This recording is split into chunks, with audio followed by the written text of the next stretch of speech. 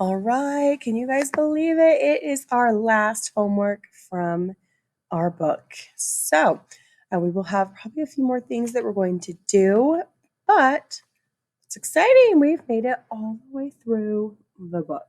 So let's jump into our homework for 16.5. So if you need any help, be sure to follow along with this video. So number 1 says that the dot plot shows the results of 36 rolls of 2 number cubes. So 2 dice, rolled it, added it up, recorded the results here. So first we're going to describe the distribution of the data. Which measure of center, the mean, median, or mode, best describes the data? So we've got to identify these 3 and then see which one we feel like best represents them.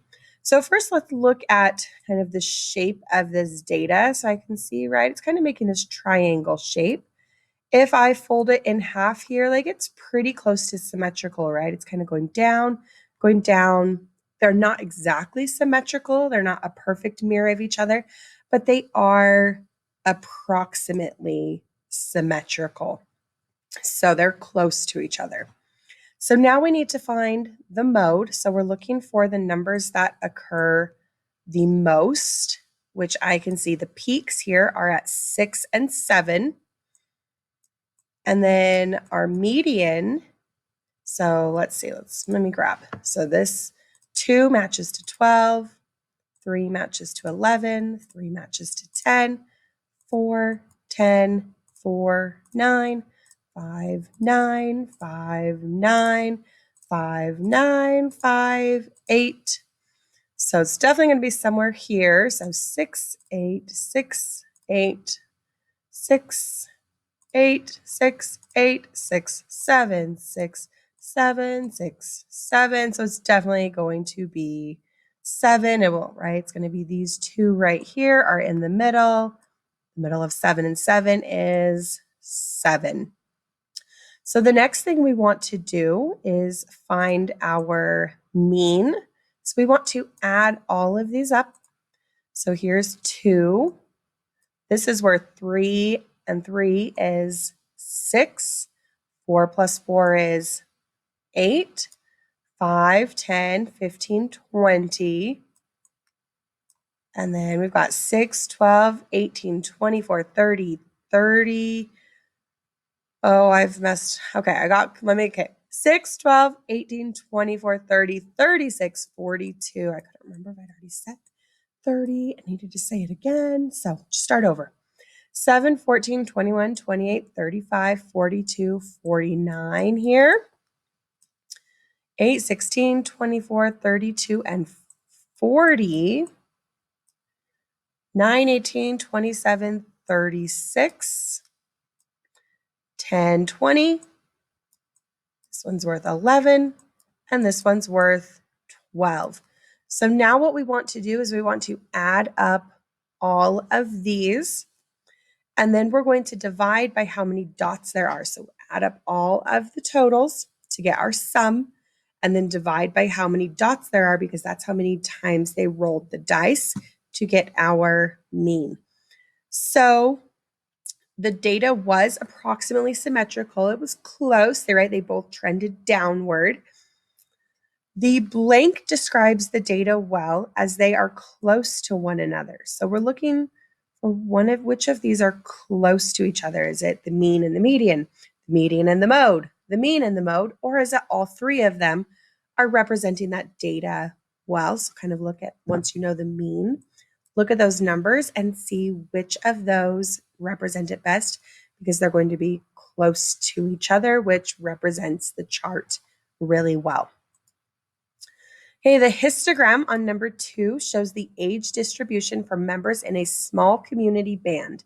So it looks like the members are anywhere from 20 up to 100. Make a statement that best summarizes the data. State the occurrence of peaks or gaps. So let's look for our peak here. So we can see the highest spot, most common age to be in the band is here. Are there any gaps in the data of ages that do not occur? So, right, we can see this gap here. So nobody in the band is that age. And I think we've got everything. So we did our peak, we did our gaps. So most of the members are this old. Nobody is this old. I can see, right, the youngest is 20. The oldest is 100. Most, and looks like a lot of the people, right? There's kind of this big group right here where these are all pretty high. Most of the people are between 30 to 69. And right, this is a little lower. So most of the members here, the most common number is here. So we can see a lot of information just from that little histogram. All right, number 3 says the box plot shows the annual snow depth for a ski resort over several winter seasons. So they asked, all right, they measured how deep was the snow year after year.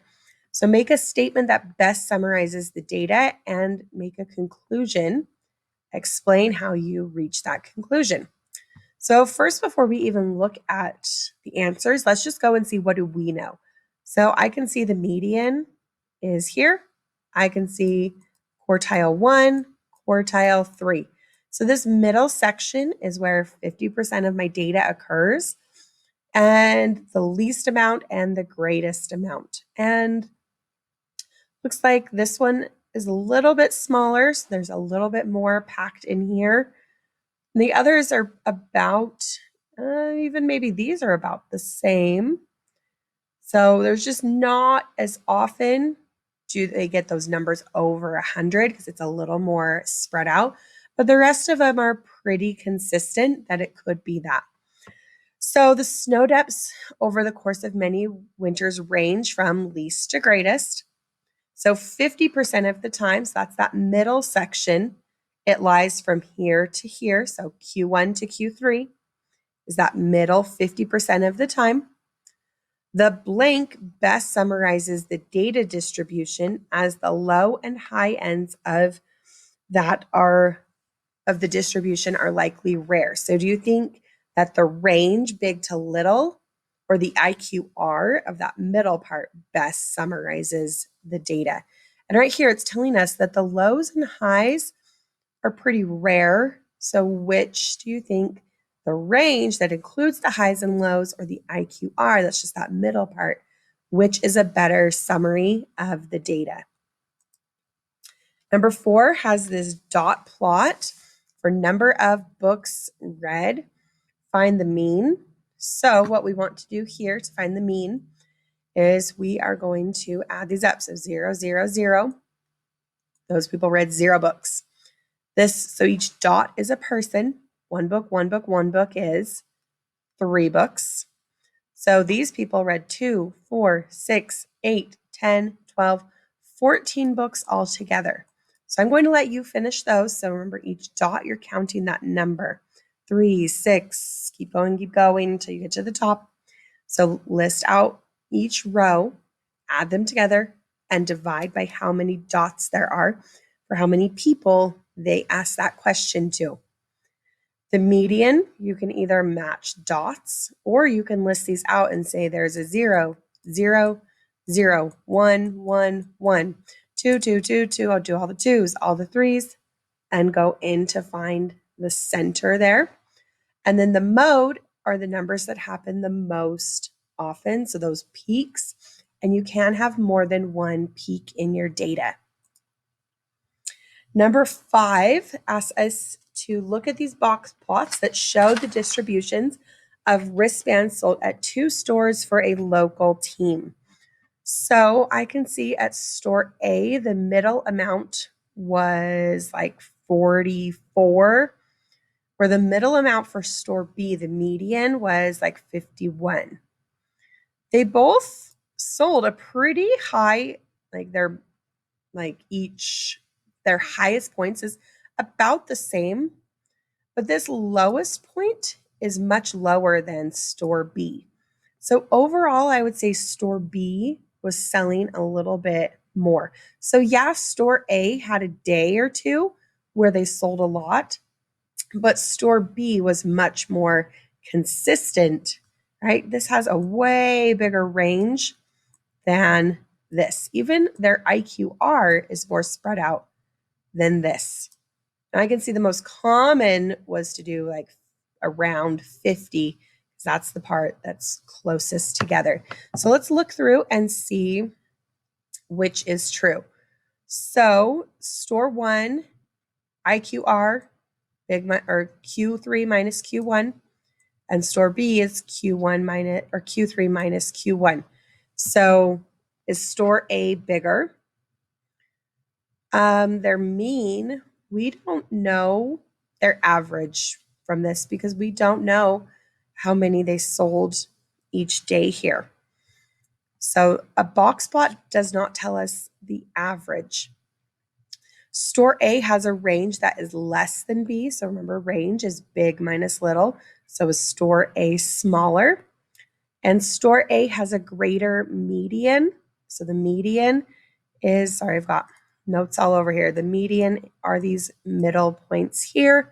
So is store A greater? So find the statement that is true. And we know it can't be this one because we don't know averages from box plots. So looking at store A, is store A's IQR greater? Is store A's range smaller? Or is store A's median greater? So one of those statements is true. Number 6 says that the dot plot shows the results of rolling 2 number cubes 50 times. So I know there are 50 dots. So that's nice. We don't even have to count the dots. So this is kind of like number 1. So what statements can be made about the data, and select all that are true?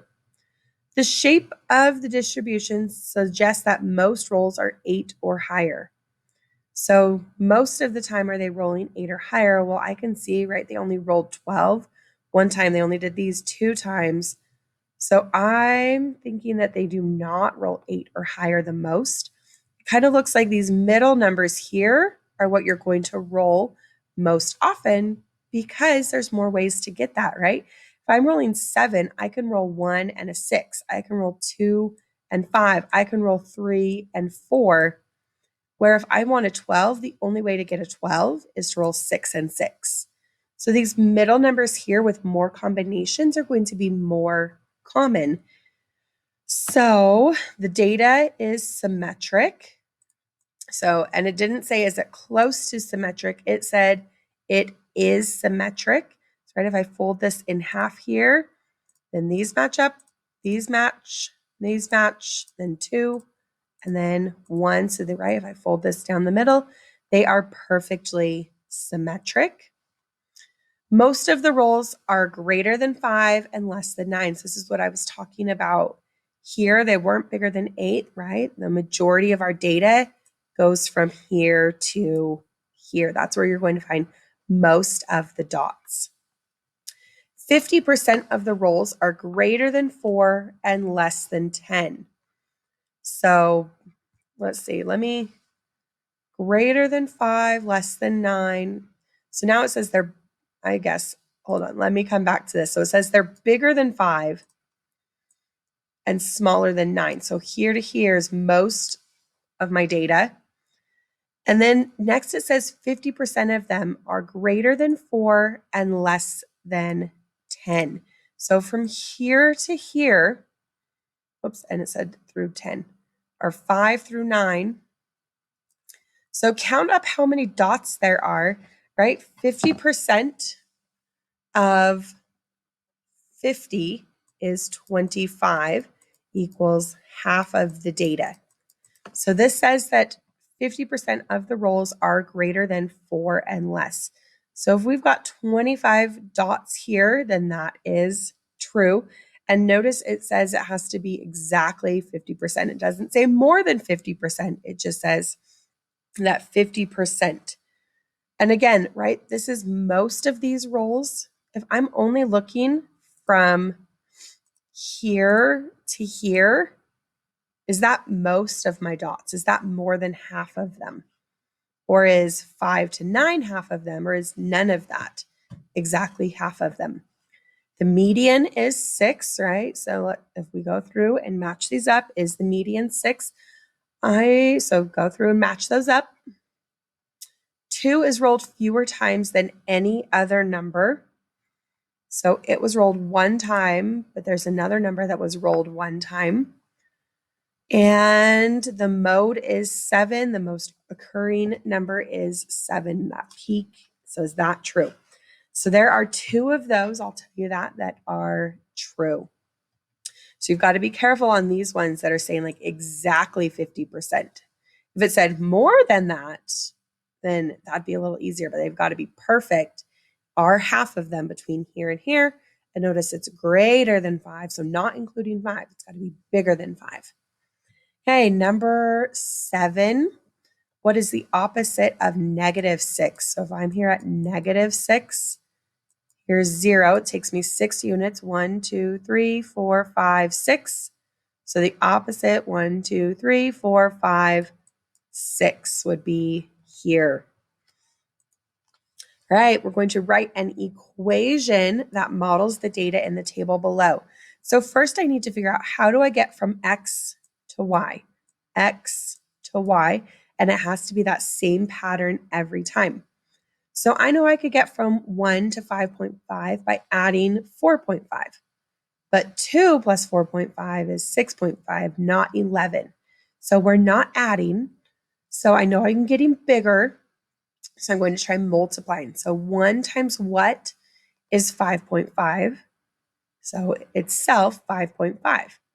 If I do 5.5 2 times, that is exactly 11. So I'm doing 2 of these x's. I'm sorry, not 2.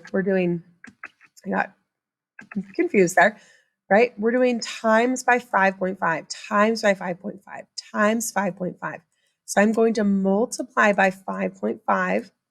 So x, whatever x is, 1 times 5.5 is y, 5.5. X times 5.5, if it's 2, is 11. So I'm taking 5.5, timesing it by x, and that equals y. So make sure if it asks for an equation, you have an equal sign in there, and you're not just plugging in one of these numbers. You're saying for anything I put in for x, if I put in 20, I could figure out what y should be. All right, last homework problem for our book says a parallelogram. So I'm going to draw my parallelogram here. Has a base of 17 centimeters, and the area is 85. What is the height? So area for a parallelogram is base times height. So I would just take this, move it over here, and I would have that perfect rectangle. So base times height. I know the area is 85. I know the base is 17, and I don't know the height. So 17 times h, and the opposite of timesing by 17 is to divide by 17 on both sides. So this cancels out. So 85 divided by 17 will give us our total for the height. Okay, so go ahead and finish up any of your homework problems that you have left, and let me know if there's anything else I can do to help you.